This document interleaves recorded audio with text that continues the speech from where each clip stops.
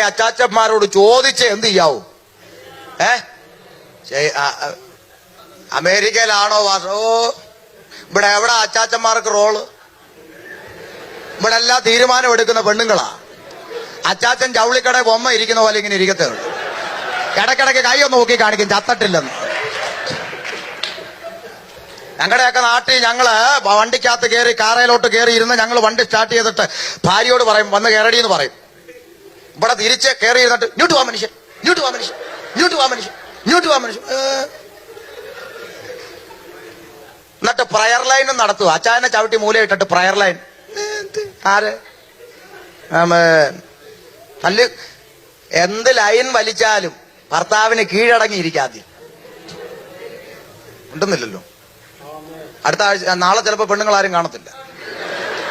ഞാൻ നേരത്തെ ആദ്യം പറഞ്ഞൊരു വാക്കുണ്ടല്ലോ, ഇത് കൊള്ളുന്ന ആർക്കായിരിക്കും? ഇപ്പൊ നാളെ അറിയാം ആർക്കൊക്കെയാ കൊണ്ടത്. നിങ്ങളൊക്കെ മനസ്സിലാക്കാം. സ്വത്രം കുടിയനെ കുറിച്ച് പറഞ്ഞാൽ കുടിയന് കൊള്ളും, പിറ്റേ ദിവസം വരുത്തുമില്ല. നാളെ അറിയാം. ഇല്ലാത്ത കാര്യമൊന്നുമല്ല. 2 മാസമായി ഇവിടെ വന്നിറങ്ങി പലയിടത്തും കണ്ണിന് കണ്ട കാഴ്ചയാ പറഞ്ഞേ. ഒരു റോളും ഇല്ല പാവപ്പെട്ടവൻ. സ്വത്രം ചുമ്മാ ഇരിക്കും. കാര്യം ഇവര് ജോലിക്ക് കൊണ്ടുവന്ന് ജീവിക്കുന്നു. പിന്നെ ഒരു ഗതിയും പരഗതിയും ഇല്ലാതെ കുത്തിയിരിക്കണ്ടെന്ന് വിചാരിച്ച് ചിലരങ്ങ് പാസ്റ്ററുമായി. ഗതി കെട്ടങ്ങ് പാസ്റ്ററായി. കാര്യം വേറെ വഴിയൊന്നുമില്ല. അങ്ങനെ അങ്ങ് ഇരിക്കുക. സ്വത്രം പ്രമാണമൊന്നും മാറുന്നില്ല കേട്ടോ കൊച്ചമ്മേ. ആമേൻ. കാലം മാറി കൊച്ചമ്മേ. പഴയ കാലമല്ല, കമ്പ്യൂട്ടർ യുഗമാ. സമ്മതിച്ചു. കാലം മാറിയതിനനുസരിച്ച് നാട്ടിൽ മാറ്റങ്ങൾ വന്നു, മനുഷ്യർക്ക് മാറ്റങ്ങൾ വന്നു, എല്ലാം ശരിയാ. പക്ഷെ ദൈവത്തോടുള്ള ബന്ധത്തിൽ ഹൈന്ദവന്റെ ആചാരത്തിന് അവൻ മാറ്റം വരുത്തിയില്ല, ഇസ്ലാമിന്റെ ആചാരത്തിന് അവൻ മാറ്റം വരുത്തിയില്ല. ദൈവത്തെ ആരാധിക്കുന്നതിനോടും ദൈവത്തോടുള്ള സമീപനത്തോടും അവന്റെ ഒന്നും വേഷവിധാനത്തിൽ പോലും അവൻ മാറ്റം വരുത്തിയില്ല. പ്രമാണമുള്ള ദൈവജനം കാലത്തിനനുസരിച്ച് നടുക്കണ്ടത്തിന്റെ നടക്കുന്നു. കാഹളത്തൊരിക്കൽ പറക്കായിരിക്കാം. ഇവിടെ കടക്കത്തേ ഉള്ളൂ. ആര് പറക്കാൻ?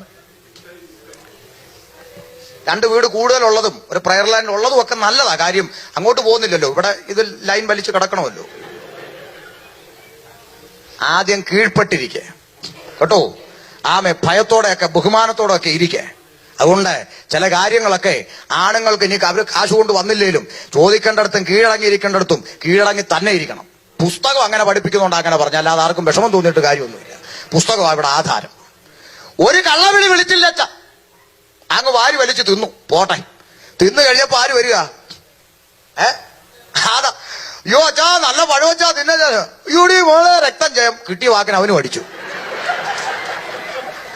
എന്നാ എവിടുന്ന് കിട്ടിയെന്ന് ഒരു വാക്ക് ചോദിക്ക. എടി തമ്പുരാൻ അരുതെന്ന് പറഞ്ഞ നീ ചെയ്തോ? ചോദിക്കാനും വേണ്ടേ? ആര് ചോദിക്കാൻ? സ്വത്രം ചോദിക്കണം. ചോദിക്കേണ്ട കാര്യങ്ങൾ ചോദിക്കേണ്ട സമയത്ത് കർശനമായി ചോദിക്കണം.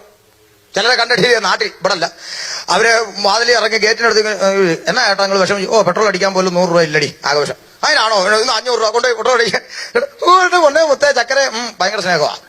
എന്നാ ചോദിക്കണ്ടേ? ജോലിയും കൂലിയും ഇല്ല വീട്ടിൽ ഇരിക്കുന്നതിന്റെ എവിടെ നിന്ന് അടി 500 വന്ന്?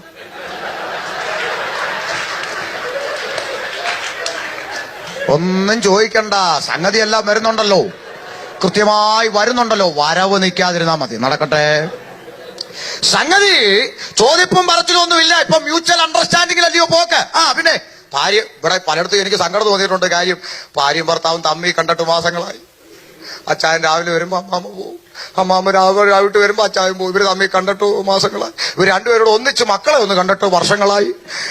പല വീട്ടിലും ഞാൻ മാറി മാറി താമസിച്ചു. മാമൻ വേദനയോടെ പറയട്ടെ, സന്ധ്യാപ്രാർത്ഥനയ്ക്ക് ഒരു മക്കളെ കൂടെ ഇരുന്ന് കാണാൻ കൊതിച്ചു. ആരെയും കണ്ടു കിട്ടിയില്ല. സ്വത്രം പോയി. ഹല്ലേലൂയ. പോട്ടെ ഞാൻ അങ്ങോട്ട് കയറുന്നില്ല, സമയമായതുകൊണ്ട്. താമെ തുടരുമെന്നിടാൻ പോവാ. വളരെ ശ്രദ്ധിക്കണം. അവിടെ മനുഷ്യൻ ദൈവകൽപ്പനയെ മറുതലിച്ചു പാപം ചെയ്തു. അതിന് ഉപായത്താൽ ചതിച്ചു.